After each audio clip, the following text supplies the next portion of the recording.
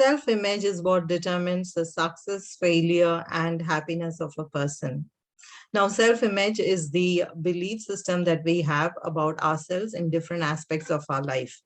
Now, this word self-image was made popular by an author called Maxwell Maltz in 1960 in his book Psychocybernetics, which was a famous bestseller at that time. Now, in his book, he says if we think of human mind as a mission, one can improve their self-image, which will dramatically increase their happiness and success in life.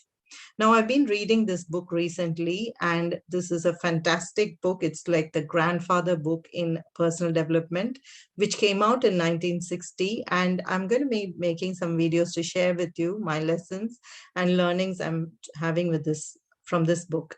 Now, before we go into the video, I want to introduce, I'm Nam Kumar. I'm an emotional well-being coach for women, and I'm also the founder of Kaya Academy. I'm on a mission to educate 100,000 women over 30 to become emotionally well and balanced in order to gain their inner goddess wisdom so they can live a healthy, peaceful, prosperous, and happy life. Now let's get into the video. Now, Psychocybernetics is the name of the book, and the author, Maxwell Maltz, was a famous plastic surgeon at that time.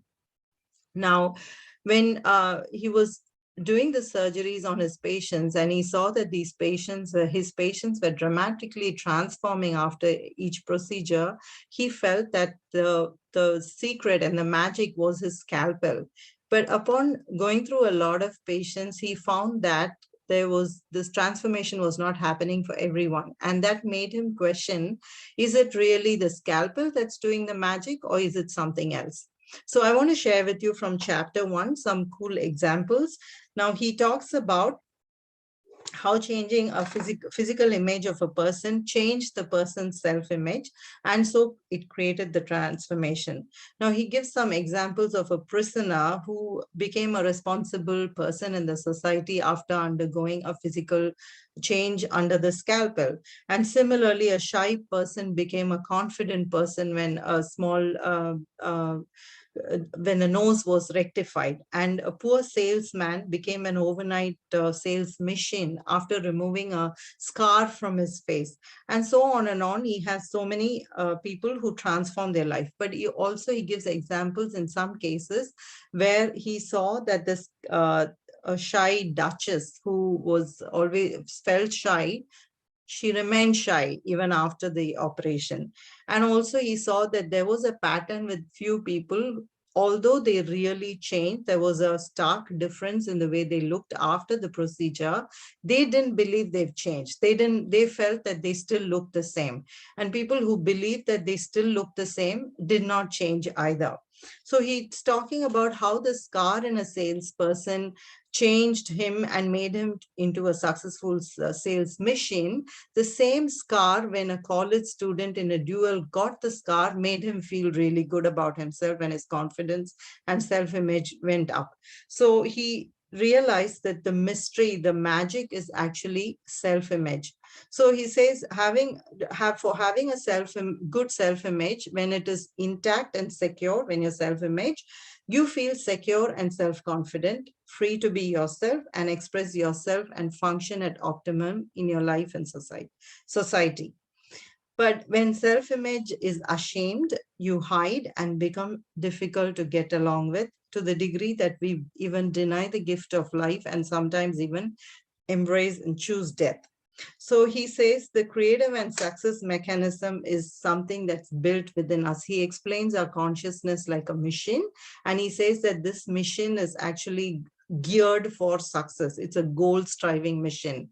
And whatever goal it's presented with, it will give us the objective experience of that. So if we present it with a success goal, that's what it'll manifest. If it's a failure goal, that's what it'll manifest. So what I take from this is, like, we are not aware of, nobody wants to have failure, nobody is wanting to have limiting beliefs, but all these limiting beliefs are in the subconscious state where we are not even aware.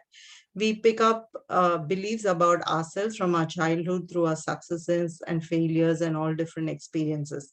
So, for example, if you thought that arithmetic was really difficult for you to understand in school, if you say that I'm bad at math, and that's what your mechanism, your consciousness is going to continue to keep presenting in your life to prove, to be aligned with your with your subconscious belief that you're bad in math. It's going to make sure that it is true, because it's a goal striving mission.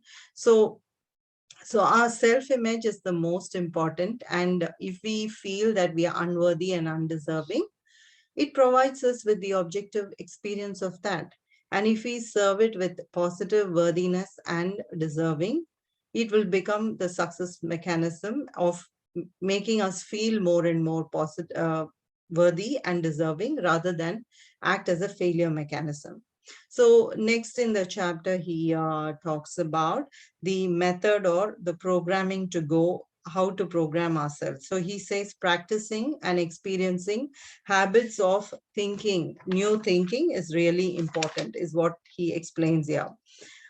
So in the next video, I'm going to go deeper into explain the points that he explains as what is a method to change our self-image, is what I'm going to go into.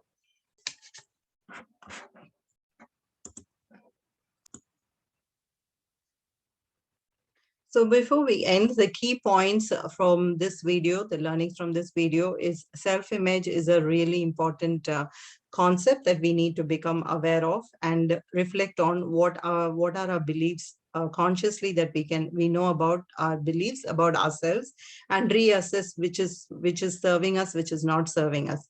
Number two, it is about having a goal, a positive goal, because we have our mind works is a goal striving mission. If we present it with a positive goal that we are going for, it brings it to our objective experience. And if we don't have, our subconscious beliefs will be the ones that's dictating it. So it is a hit and miss. It's like a boat without the oars. So it could go to the destination, or it might be totally lost. So having a goal is really important, and having understanding about the importance of self-image is the two key points so far in this video.